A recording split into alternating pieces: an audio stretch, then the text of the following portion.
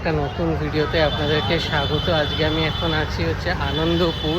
তো রুবি স্টপেজে নেমে আর কিছুটা হাঁটা পথ হেঁটে আমি চলে এসেছি এটা নতুন জগন্নাথ মন্দির, যেটা অবস্থিত আনন্দপুরে। তো রুবি স্টপেজ থেকে মোটামুটি 10 মিনিট হাঁটা পথ। তো চলুন আপনাদের এই মন্দির এবং ঠাকুর দুটোরই দর্শন করাবো। ভিডিওটা শুরু করা যায়।